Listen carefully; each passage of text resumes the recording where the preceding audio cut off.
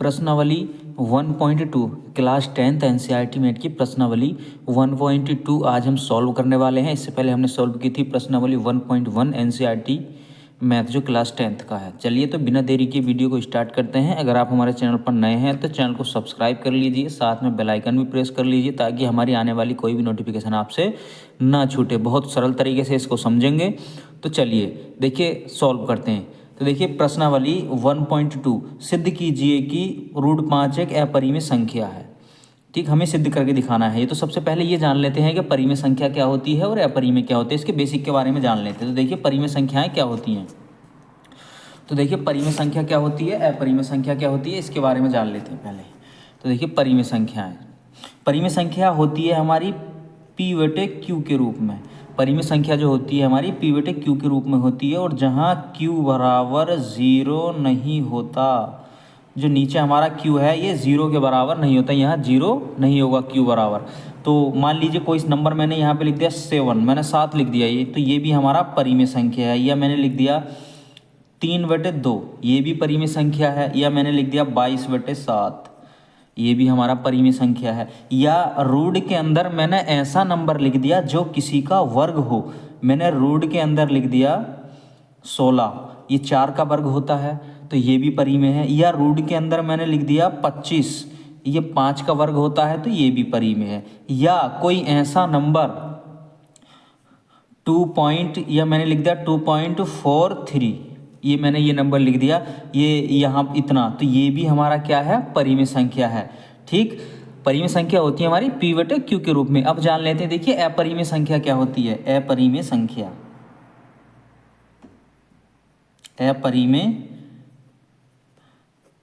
अपरिमेय संख्या क्या होती है। तो देखिए अपरिमेय जो संख्या होती है हमारी वो होती है, परिमेय तो P/Q के रूप में होती है, लेकिन अपरिमेय क्या होती है। देखो रूट के अंदर ऐसी संख्याएं जो किसी का भी वर्ग ना हो, √2, √3, √5, √7, ये सब क्या है, ये अपरिमेय है क्योंकि ये किसी के भी वर्ग नहीं है। और परिमेय में क्या होता है, रूट के अंदर ऐसी संख्या होती है जो किसी का वर्ग हो और इसे किसी का भी वर्ग नहीं है, तो ये अपरिमेय है। और पाई भी हमारा क्या है, अपरिमेय है। कभी विकल्प में पूछ लेता है पाई परिमेय है या अपरिमेय, तो पाई परिमेय है और पाई का जो मान होता है वो हमारा अपरिमेय होता है। ठीक, तो चलिए सॉल्व करते हैं पहला सवाल। देखिए पहला सवाल है हमारा, सिद्ध कीजिए कि √5 एक परिमेय संख्या है। एक बार और दिखा देते हैं आपको। देखिए सवाल नंबर ये है हमारा, देखिए सिद्ध कीजिए कि √5 एक अपरिमेय संख्या है। तो चलिए इसको सॉल्व करते हैं। तो देखिए हमारे पास है √5, ये पहला सवाल है हमारा, ये पहला सवाल है प्रश्नावली 1.2 का। तो √5 एक अपरिमेय संख्या, हमें ये सिद्ध करके दिखाना है। तो यहाँ पे हम मानेंगे इसके विपरीत, हम मान लेंगे, माना √5 एक परिमेय संख्या है, परिमेय संख्या है। इसके विपरीत मान लेते हैं, परिमेय संख्या है। और परिमेय संख्या किस रूप में होती है, P/Q के रूप में। तो √5 बराबर P/Q, यानी परिमेय जो संख्या होती है हमारी P/Q के रूप में होती है। और √5 को हमने परिमेय जब मान लिया तो ये P/Q के रूप में होती है। अब दोनों तरफ वर्ग करने पर, दोनों तरफ वर्ग करने पर,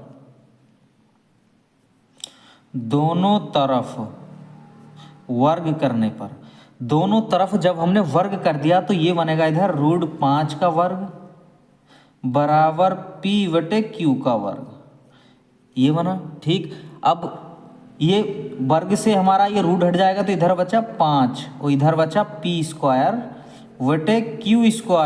ठीक, और जब ये बचा तो यहाँ पे अगर ये Q इधर पहुँचेगा इसकी गुणा में 5 की, तो ये होगा 5Q² बराबर P²।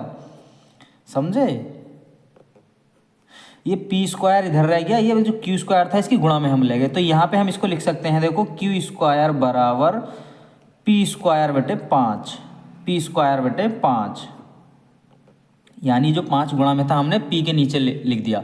अब यहाँ पे हम क्या लिख सकते हैं, देखिए यहाँ पे हम लिख सकते हैं, यहाँ हम क्या समझे, देखिए जो हमारा 5 है वो P² को विभाजित कर रहा है। ठीक है। तो हम यहाँ पे लिखेंगे वो कैसे विभाजित करेगा, वो ऐसे विभाजित करेगा। देखो मान लीजिए हमारे पास ये 10 का स्क्वायर है और नीचे 5 है, तो ये जो 5 है ये 10 के स्क्वायर को विभाजित करेगा। जब 10 के स्क्वायर को भी विभाजित करेगा तो 10 को भी विभाजित करेगा। तो बस वही चीज़ यहाँ पे लिखनी है। तो देखो यहाँ पे लिखना है पी स्क्वायर 5 से विभाजित है, पी स्क्वायर 5 से विभाजित है, तो पी स्क्वायर 5 से विभाजित है तो पी भी 5 से विभाजित होगा, विभाजित होगा। इतना आपको समझ में आया। अब देखिए पुनः एक बार फिर, अब देखिए पुनः एक बार और करना है पुनः। अब पुनः हमने यहाँ पे मान लिया P बराबर 5R, यहाँ पे R कुछ भी मान सकते हैं, ये A B या X Y आप कुछ भी लेकर सॉल्व करते हैं। मैंने यहाँ पे मान लिया P बराबर 5R। तो देखिए यहाँ पर जब मैंने मान लिया तो वर्ग करने पर, दोनों तरफ वर्ग करने पर जब मैंने वर्ग कर दिया यहाँ पर, तो देखिए ये हो गया P स्क्वायर और इधर हो गया 5 का वर्ग ये 25 और R का वर्ग R स्क्वायर। अब देखिए मैं यहाँ पे लिखूंगा P का मान रखने पर, पी स्क्वायर का मान रखने पर, तो पी स्क्वायर का मान रखने पर, पी स्क्वायर का मान रखने पर, पी स्क्वायर का मान कितना है। अब देखिए पी स्क्वायर हमारा ये था, देखो पी स्क्वायर बराबर कितना है 5Q स्क्वायर, तो पी स्क्वायर की जगह पी इसका मान रखने पर, तो ये पी स्क्वायर का मान कितना है हमारे पास है 5Q स्क्वायर बराबर 25R स्क्वायर। समझ गए। अब देखिए 5 ही का ना 5, 5 पंजे 25, तो यहाँ पे बचा Q स्क्वायर बराबर 5R स्क्वायर, यानी कि ये Q स्क्वायर बटे 5 इसके बटे में आ गया और इधर बचा R स्क्वायर। तो यहाँ भी देखो वही कंडीशन बन गई हमारी जो पहले बनी थी, यानी ये जो Q स्क्वायर है 5 से विभाजित होगा। देखो Q स्क्वायर 5 से विभाजित है तो Q भी 5 से विभाजित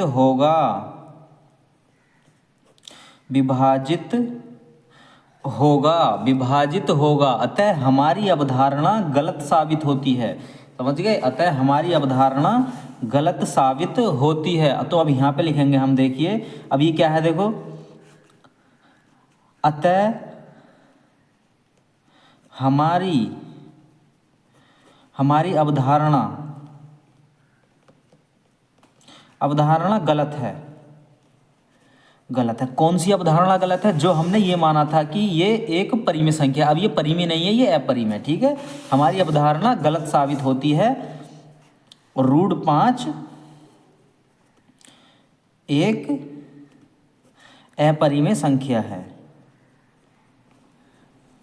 √5 एक अपरिमेय संख्या है।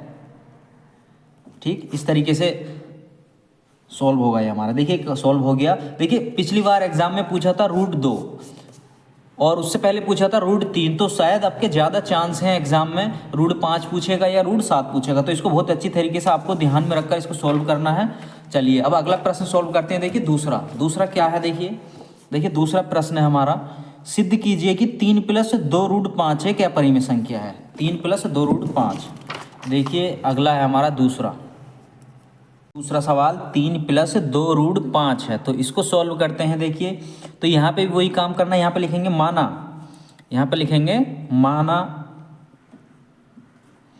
माना 3 + 2 √5 एक परिमेय संख्या है। इसके विपरीत मान लेते हैं, परिमेय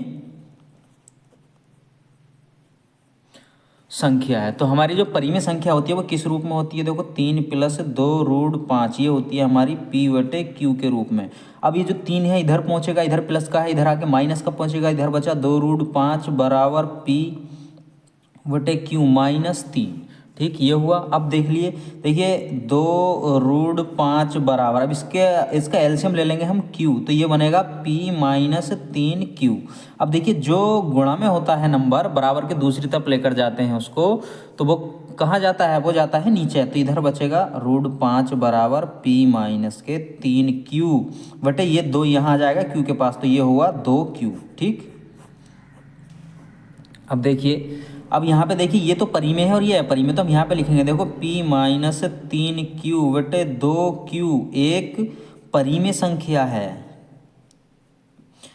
परिमेय संख्या है, तथा √5 एक अपरिमेय संख्या है। अभी हमने पढ़ा था अपरिमेय संख्या है। ये अपरिमेय क्यों है, अभी सोल्व किया था हमने पहले सवाल में, तो ये तो परिमेय है और ये अपरिमेय है, तो ये दोनों आपस में बराबर नहीं होंगे, यानी कि ये जो है हमारा √5 बराबर नहीं है p-3q/2q के। समझ गए? आप इस तरीके से भी यहाँ पे लिख सकते हैं। तो हमारी अवधारणा गलत साबित होती है। कौन सी अवधारणा? जो हमने मानी थी कि ये परिमेय संख्या है। तो हमारी अवधारणा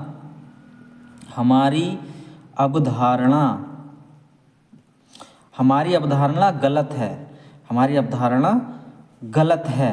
तो 3 + 2√5 एक अपरिमेय संख्या है, अपरिमेय संख्या। देखिए सोल्व हो गया ये। अगर आपको कोई भी दिक्कत लगती है इस सवाल में या किसी भी सवाल में तो कमेंट करके बताइएगा, मैं उसको सोल्व करवा दूंगा।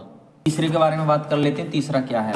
देखिए तीसरा है हमारा, सिद्ध कीजिए कि निम्नलिखित संख्याएं अपरिमेय हैं। तीसरे का पहला, तीसरे का दूसरा, तीसरे का तीसरा। तो सोल्व करते हैं इन्हें भी। देखिए पहला है तीसरे का 1/2 1/√2, ये तीसरे का पहला 1/√2। तो इसको मान लेना है। देखिए माना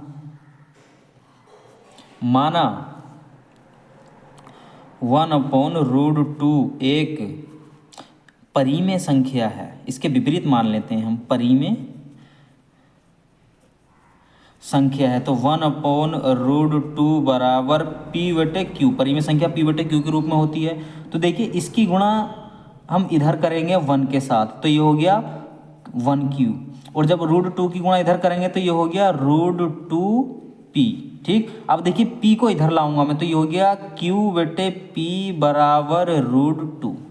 तो यहाँ पे देखिए क्या लिखेंगे हम, तो देखिए q/p एक परिमेय संख्या है, परिमेय संख्या है, तथा हम जानते हैं कि हम जानते हैं क्या जानते हैं हम क्या जानते हैं कि √2 क्या है? एक अपरिमेय संख्या है। √2 एक अपरिमेय संख्या है, अपरिमेय संख्या है। तो हमारी अवधारणा गलत साबित होती है, हमारी अवधारणा गलत है, हमारी अवधारणा गलत है। तो हमारे पास क्या है? 1/√2 एक अपरिमेय संख्या है।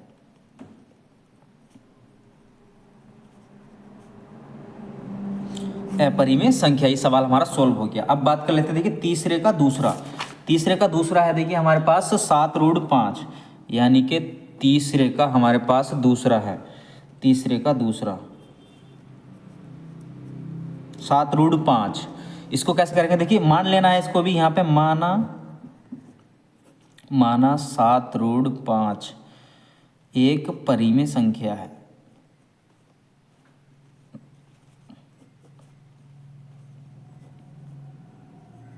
परिमेय संख्या है। तो 7√5 बराबर परिमेय संख्या होती है p/q के रूप में। तो देखिए 7 ये गुणा में है, अगर ये इधर पहुंचेगा तो नीचे पहुंचेगा। जो चीज़ गुणा में होती है बराबर के उधर लेके जाते हैं तो नीचे आती है। ठीक है, तो ये हमारा इधर से बचा √5 बराबर p/7q। तो यहाँ पे हम क्या लिखेंगे? देखिए यहाँ पे हम लिखेंगे देखिए p/7q एक परिमेय संख्या है, परिमेय संख्या है, तथा ये √5 क्या है? √5 अभी हमने पढ़ा था, √5 एक अपरिमेय संख्या है, एक अपरिमेय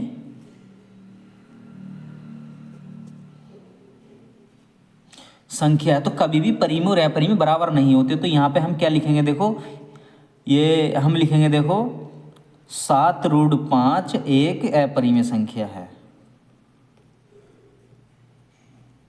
अपरिमेय संख्या है। ठीक, इसको अगर आप लिखना चाहें तो इस तरीके से भी लिख सकते हैं। देखिए √5 बराबर नहीं है p/7q के, आप इस तरीके से भी लिख सकते हैं इसको।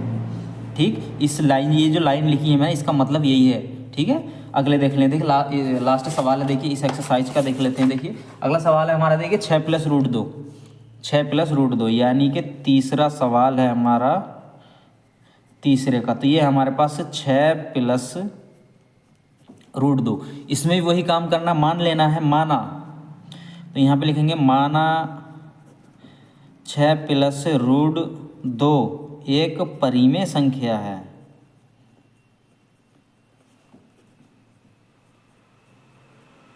परिमेय संख्या है। तो देखिए 6 + √2 बराबर p/q, इस रूप में होती है परिमेय। तो देखिए जो 6 प्लस का है उधर जाकर माइनस का हो जाएगा। ठीक है, तो ये बचेगा हमारा इधर √2 बराबर p/q -6।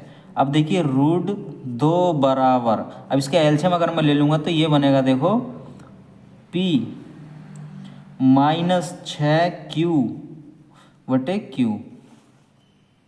ठीक है, ये हुआ। तो यहाँ पे देख लीजिए, अब यहाँ पे लिखेंगे हम, देखो p - 6q/q एक परिमेय संख्या है,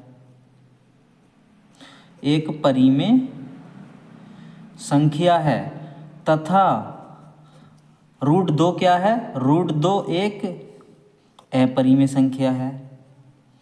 अपरिमेय संख्या है तो कभी भी परिमेय और अपरिमेय बराबर नहीं होते। तो हमारी अवधारणा गलत साबित होती है। हमारी अवधारणा, कौन सी अवधारणा, जो हमने मानी थी ये वाली, कि परिमेय संख्या है, तो हमारी अवधारणा गलत साबित होती है, गलत साबित होती है या गलत है, गलत साबित होती है। 6 + √2 एक अपरिमेय संख्या है।